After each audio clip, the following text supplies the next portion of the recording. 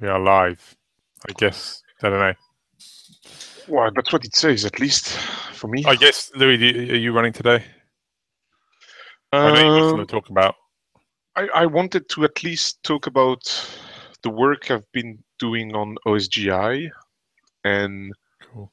what's done, what's working, where we plan on stopping, and what that would mean for the future, and potentially if somebody else find the limitations we described today to be unacceptable, call for having somebody more versed in OSGi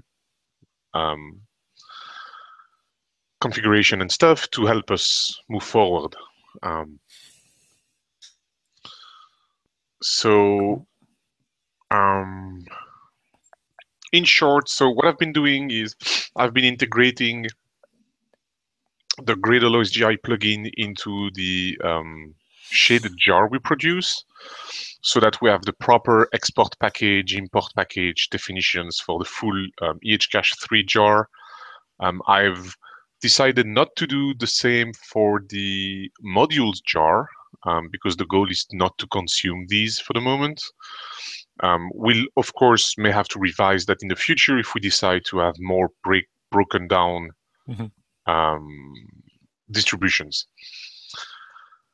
And then with regards to the testing, so from the get-go, we knew that was coming. So we have the capabilities for the users to pass us the class loader Ehcache should use to resolve user types. And so you can pass one at the cache manager level, but you can also pass one per cache if you end up having key or value types coming from different locations, like different submodules in your cache manager. And so that's from the testing I've done. It's working in an OSGi context. You get the proper class loaded by the proper class loader, so that you are indeed, when, for example, you deserialize a value from either one of the off heap or disk tier, or if you have a copying serializer on the on heap tier, that you get the proper value, the proper class Right. object, which is then the same as the class object you have in your client code, and not one that we manage to load because we're doing funky class loading stuff, which Right. would cause issues down the road if we leak that kind of weird classes Yep. in your application code. So that's all working. XML works the same. Loading an XML configuration file, including having a reference to a class for the value type or the key type, which is part of your application package. GSR 107 breaks where it should, meaning that there is an open issue with the fact that it does not expose configuration. And of course, we fail at the same point. So I'm assuming the rest would work because we have standalone Ehcache 3 working. And I'm assuming that once GSR 107 is fixed, probably the release 101 of the API, Yep. then we'll be able to depend on that, and it should work as expected. And that's because we pay extra attention to pass the class loader all over the place inside the code. However, we still have the extension system, both at the code level, where the service loader that we use, which then delegates to the platform, so Java platform service. Damn, I forgot the name again. Loader.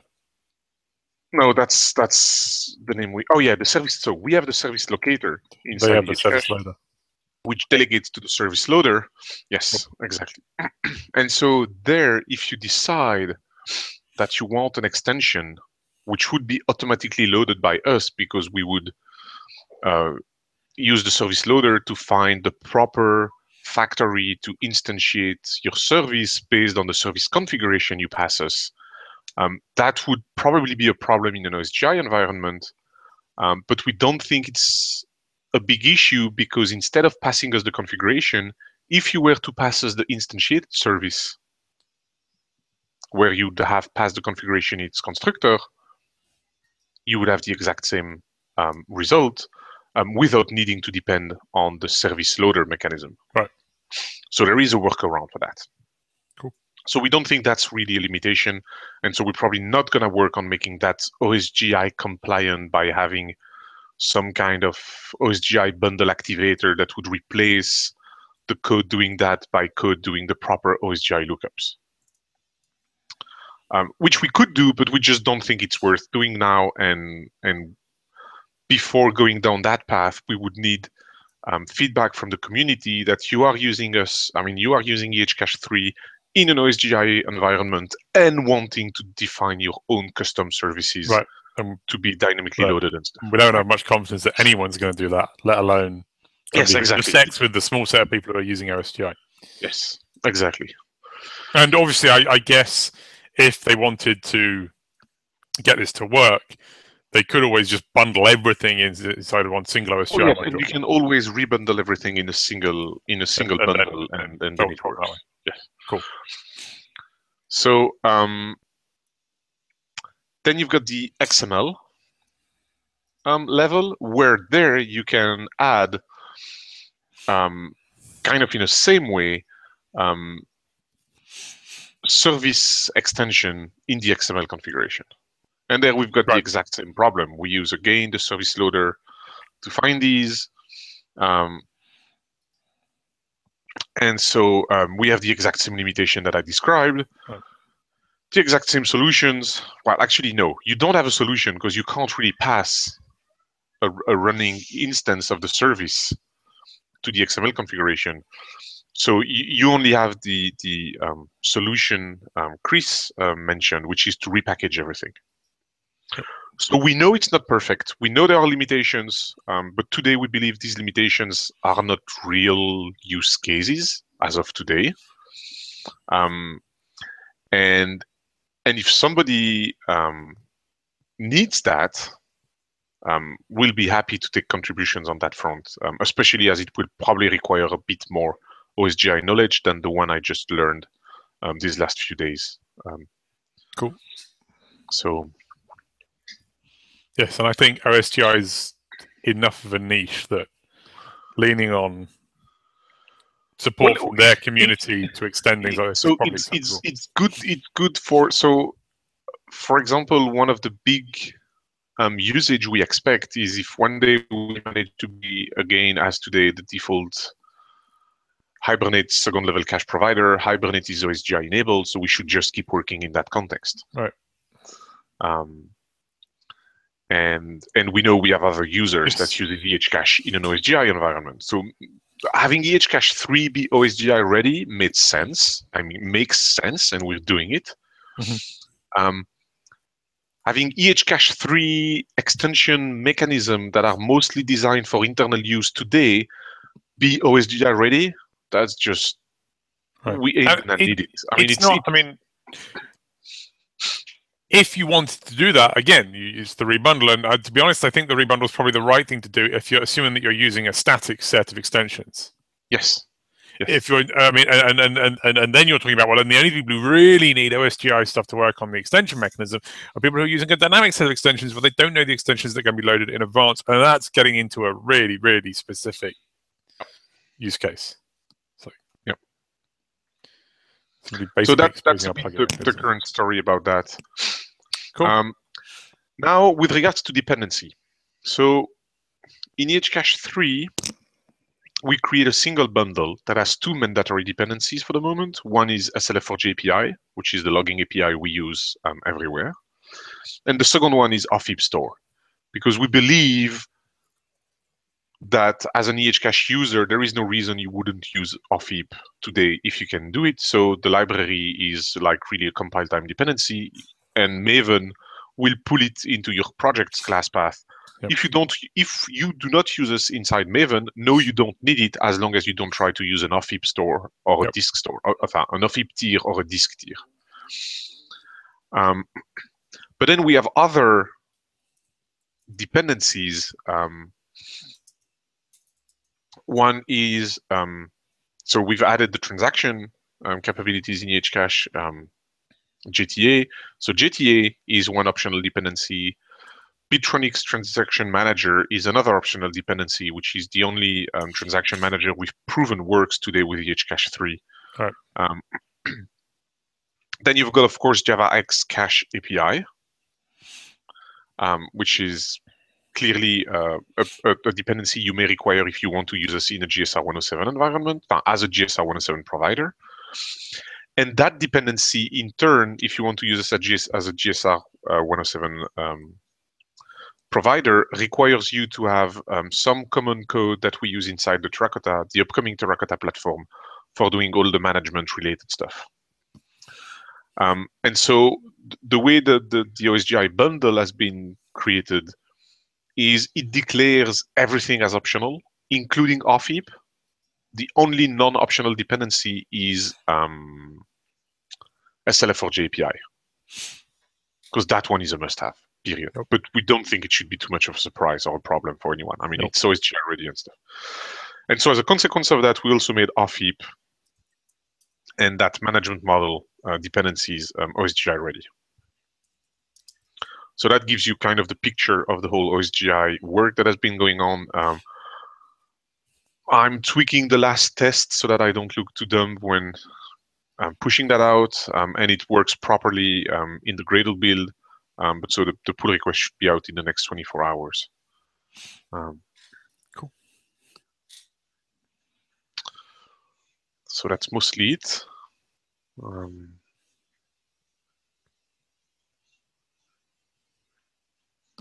I don't know if do we have anything else that we want to discuss? So there was something else I put on the agenda, which is a follow-on from the stuff I talked about last week or the week before. On right behind and stuff. Let me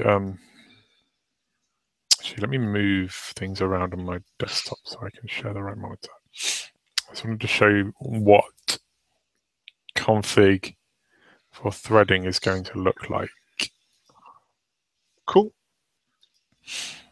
So this is an example. This works. So my branch of my fork of the Ehcache at the moment.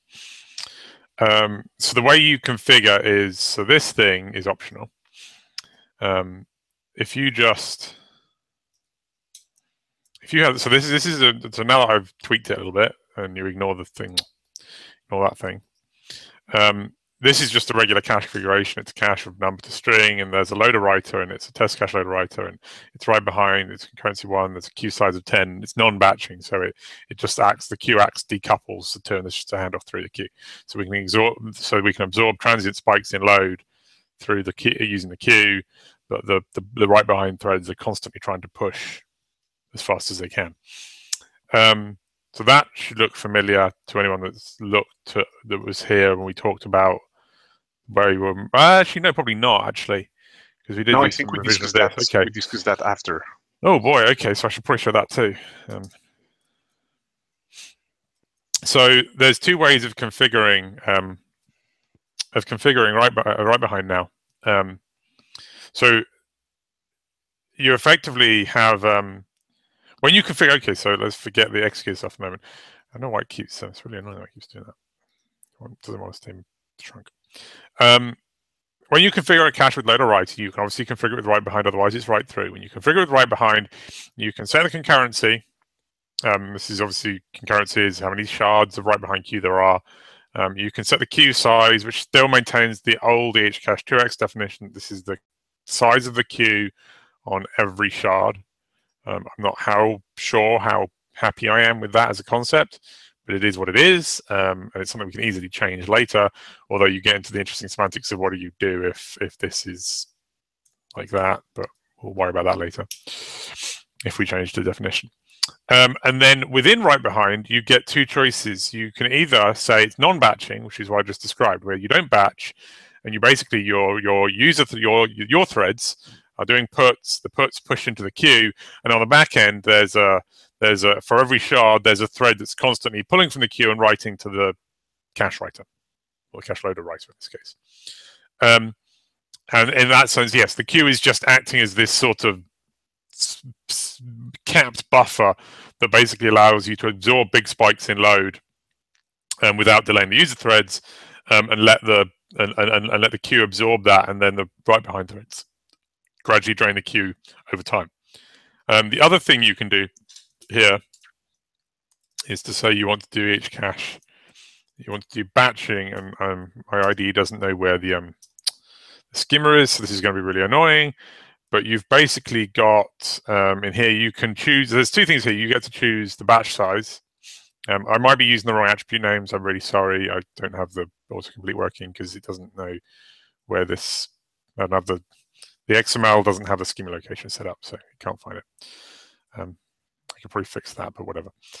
So you can say I want batches of size 10. I know that's going to be weird with the queue, but whatever. And then you can also set coalescing here to true or false, which is obviously the old-fashioned key coalescing everyone knows about if they've used right behind before. And the other thing you can do is, if you want, you can put in max. So get the namespace right. Again, probably using all the wrong terms, but whatever. You can specify a max write delay, which is obviously has a time unit and a number. So this means that a batch will get written either when the first write in it, or the first mutative operation in it, technically, is 10 seconds old. At that point, the batch will get written regardless of its size, or it gets written when its size hits 10. And obviously, if you're coalescing and you're constantly writing to the same key, the batch never grows. The coalescing is happening inside the batch.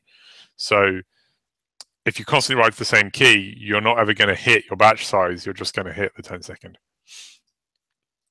So that's all that. And this was a rationalization of the old config. We believe that everything you could do with the old config that was useful, you can still do with the new config, but that by reformulating things in this way, we've removed a lot of configurations you could previously express that were undesirable at best and nonsensical at worst. That we couldn't think of any conceivable reason why you would need them. Now, I'm not even going to allude to what they are, because if you don't know what they are, then you probably don't care. If somebody listening says, "Oh, there's no way I could express this particular behavior that I need," then I would be very interested to hear from you to see if there's some way we can fold that in, or if I can persuade you that what you want isn't what you want. So that's great, very briefly, because I wasn't expecting to have to behave, but to explain that. And like I said, poke around because all these attributes are probably wrong. So let's put this back. Actually, I'll leave this here because it's actually kind of nice. So the question then becomes, and this whole right behind rewrite thing, I hope Louis is happy with everything I said, because he looks distracted. Or he's looking at... I'm slightly distracted, but yes, I'm happy with everything cool. you said. So this whole right behind yak shaving exercise started with wanting to be able to control how many threads are used in an Ehcache installation. And that was originally... it's more of a problem for people. It was more, at least in 2x, it was most frequently complained about people were doing disk writing, which, and I just started with right behind because it was where I placed my start. We did this yak shaving so we could make all the things that used asynchronously stuff, thready stuff, use a high level abstraction. And the abstraction we settled on was executors. And so what we have now is this interface. Which is so this is the service you use if you want to do asynchronous processing in Ehcache now, and the right behind is using these methods to get the ability to do the right call to execute the right behind operations. So you have a scheduled executor, which obviously gives you a scheduled executor service, which allows you to execute tasks with specific delays and periods, and periodic tasks with delays and rates, and tasks that execute sometime in the future. You can also obviously execute regular things through the scheduled executor service, so I just wouldn't recommend it. And the other things you can get an ordered executor, which uses the given blocking queue to bound it to queue the operations, and obviously that back pressure and everything works through there. Or you can ask for an unordered executor. So the unordered executor guarantees, doesn't give, basically says, well, everything in the blocking queue that you throw in will get executed, but doesn't say what order. Everything in the ordered, when you use the ordered executor, what it's saying is, well, everything you stick in the queue will get executed in the order that it exists in the queue. So if you control the order in which things get inserted into the queue, then we promise we will execute the things in that order, which is basically the way you would. Sorry. Yeah, I was going to ask, by that you mean that if I have two tasks, then it's not that the second task will start after the first one starts, it's that the second task will start after the first one finishes. Yes. Ordering in the sense that there is exclusion, because otherwise it's not a very useful contract. In fact, no, I would stress actually with that the first contract you described is completely and utterly unusable, because you can't you don't get the right to do anything in your task. All you know is that the task started, but if the thread gets descheduled at that point, you're host. Yes. So yes, there is exclusion. The way you would traditionally achieve this in Java would be to create a single-threaded thread pool executor. So you guarantee that you know that there's exclusion because there's only one thread processing the queue. We don't actually necessarily guarantee that it's the same thread that executes each one of the tasks. We just guarantee that the first task in the queue gets executed, and when it's finished, after it's finished, the second one gets picked up and so on. So that's the service. And so then the question then becomes, what are these things here, the pool aliases, and how do you configure it? So the simplest way to configure it is to not configure it. And if you don't configure it, the pool aliases basically get ignored. Each time you call this, you get a new scheduled executor service. And each time you call this, you get a new single-threaded executor. And each time you call this, you get a...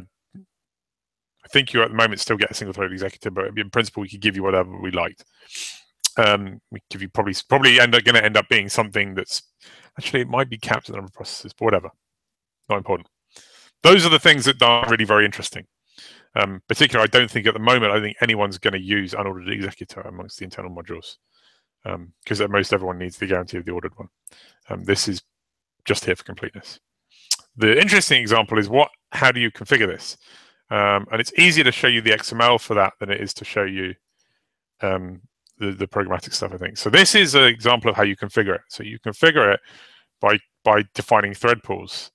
A thread pool has an alias, which obviously matches the alias that you pass in when you create your service. And it has a min size and a max size. So the number of threads in this pool will never drop below the min size. And it will never rise above the max size. You also get to pick one of these thread pools to be the default. And then services that consume this can obviously ask for a thread pool by name, in which case they pass a string matching that to the requisite method. And so if you were to configure using these thread pool configurations, small and big, and I pass big in here, then I get a scheduled executor that uses the big thread pool to back itself. And if I pass small in, I get one that uses a small thread pool. And all the tasks on it get run using the small or big thread pool. If I pass in null here, then I get the default one. So in one way, we are again decoupling there, because what services inside the Ehcache will interact with is the executor concept. Yes. But what you as a user configure is the thread pools that back these executors. Yes. And I guess when you get like the scheduled I guess when you get the ordered executor, what it means is that it will execute one task by, as you said, getting threads from the underlying pool, and that pool potentially is shared with other ordered executor. Yep. Okay. Yeah, yes. Cool. Yeah, makes sense. I can show you how it's implemented at the moment if you want, but probably not important. No. I'm just checking that my understanding is correct. Yes. So, and so obviously it's entirely up to the implementation of the service that consumes the executor service or the execution service as to where they draw their aliases from. You can obviously just always say null if you don't care. The plan I have is for right behind this is already wired in. I'm planning on wiring the rest of the services in this afternoon. But the way this is done for right behind, and this is why I left the batching, because it's actually nice. So you can actually, sorry, what did I just do? I accidentally deleted a line, fat fingering the keyboard. So you can specify executor here, and so I can put big in, and it means, and this executor is the executor used to execute right behind jobs. So it's the one that's in common between the batching and the no batching.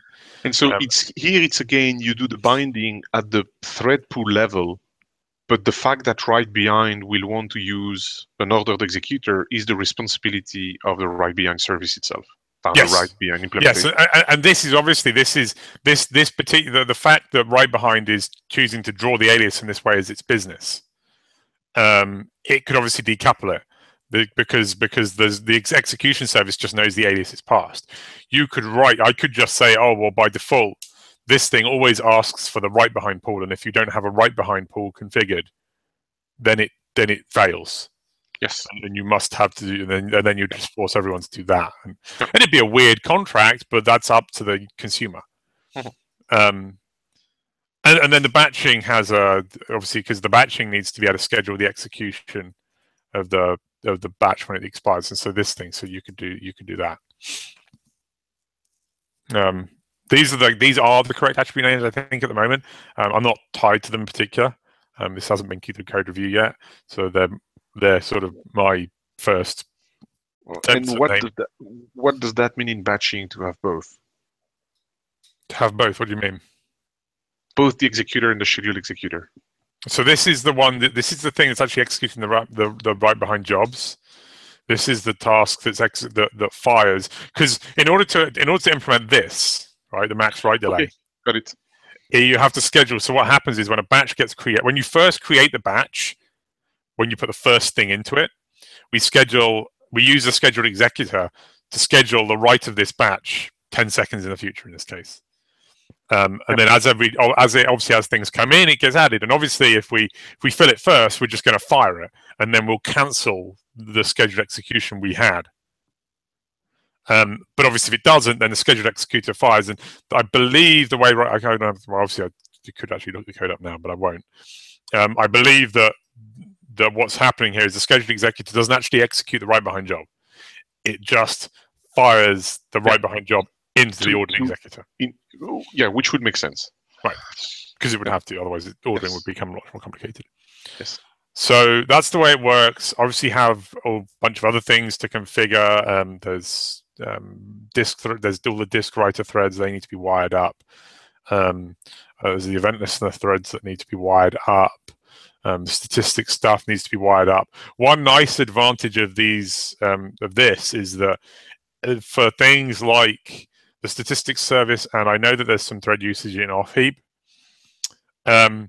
we don't have to worry that because this is handing a JDK interface back. And this thing is an executor service. You can shut this down and it behaves correctly. So if you get the ordered executor and you shut it down, you call shutdown, it shuts down, and then you call await termination. It will wait until everything in the queue is drained and all the tasks are finished running. And then the executor service will act like it's shut down. But it didn't actually destroy any threads because they weren't its threads to destroy.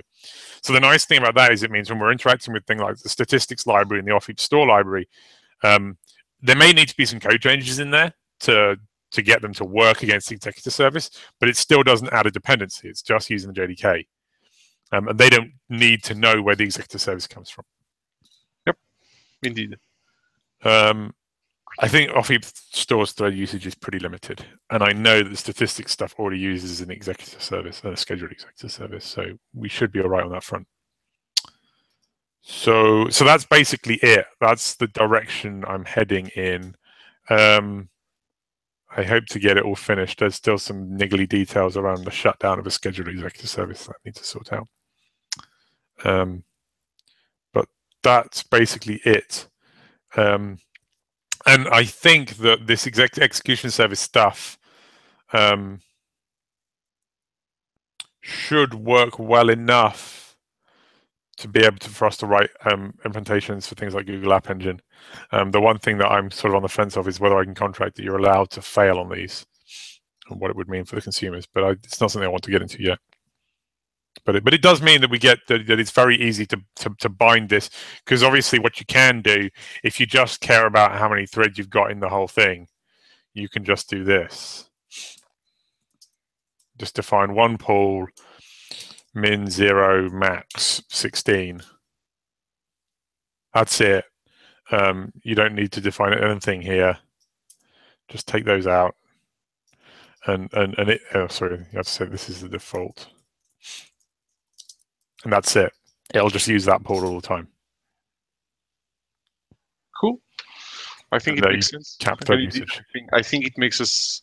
It enables the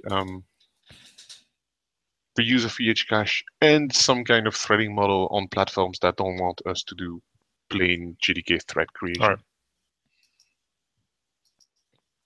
I say it's good. The Google App Engine stuff's a bit weird. There's stuff about because there's two ways of creating threads, and this is where Ehcache used to run into problems historically with threads before. So I need to look into that, but that's something that I don't think I want to address right away. But I believe it's workable. Cool. I didn't have anything else, to my knowledge. No, neither do I. So I guess we should replug next week. Yes.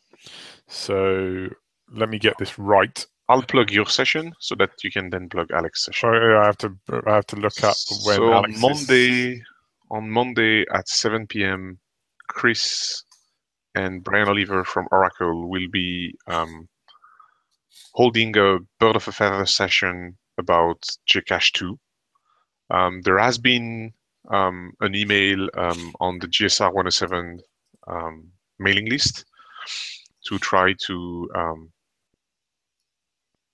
raise awareness of that session and also have people indicate which topics they want to cover and what JCache 2 should be all about. Yep. So if you applied on that and you gave us a topic to talk about, there's a good chance it will come up. If you didn't, then come along anyway. Yes. Because now that is at Block 55, which is at 55 Cyril Magnin Street, San Francisco. Where I've never had a Cyril Magnin Street, even though I've been to San Francisco a bunch of times. It's one of the hotels in. But it's one of the hotels for Java 1, and it is. If I'm trying to use my Google Maps properly, my internet's acting up. It's just off Market Street. Market, yeah, and right near the Powell Street metro station. Cool. So come along to that. It's only scheduled for an hour, and I suspect that we might get kicked out after an hour for another Birds of a Feather because they've got them scheduled on the hour heading into the evening. But we will almost certainly. I suspect Louis will be there. I hope Louis will be there, or he'll be in trouble. I plan on. So we will probably, at least the Ehcache engineers that will be there, will probably be heading to some watering hole nearby afterwards for those that want to continue talking about JCache or Ehcache or whatever. And hopefully there will be representatives from lots of other caching providers, interested parties who you might want to talk to too. So that will hopefully go on. And obviously if you want to disappear, you can go to some other Birds of a Feather session. Alex is going to be talking on Ehcache the same day at 11 in the morning at the Hilton on Monday, October 26th. And the title is Ehcache 3 JSR 107 on steroids. So to be clear, JCache Boff is just talking JCache. Obviously, if you ask me a question about Ehcache, I'll answer it. But the intent is that is about figuring out what we want to do with the JCache standard in a potential future 2.0 JSR and what we would like to change or add or fix or break or whatever. The talk that Alex is giving earlier in the day is much more about Ehcache 3 and how you can take JSR 107 and then make it do more using Ehcache 3. So that should be really interesting, and obviously the rest of us will also be there, so you can always grab us and Alex afterwards for any Ehcache questions you might have. And we'll be around for the full conference, so don't hesitate to ping us on the different channels if you want to hook up and have a chat. Yep. Or even meet up in person or whatever. Yeah. Cool. That is it. That's it for today then. And I suspect there will not be a meeting next. So probably no meeting next week, but I'm hoping in 2 weeks' time we have a meeting where we will be able to discuss a bit more the way clustered Ehcache is shaping to be. Yep. Oh, and the week after that, in case we don't have a meeting then, we are all going to be in Belgium. For Devox, yes. In the land of Louis for Devox. Yep. Where again, we're talking about stuff. Yeah, Alex and I have a long 3 hours university session on Monday afternoon about caching on the JVM. Yes, it will have Ehcache in it, but it will also have GSR 107 and what you can do with caching in different frameworks and in an application where it makes sense. Yep. What is caching? Because we get the question sometimes. Maybe not that bluntly, but clearly from the questions we get, we understand that there is a question about what caching is. So that should be interesting. Cool. Okay. Sweet. Have a good day. Have a nice week, everyone. Bye-bye. See you in San Francisco.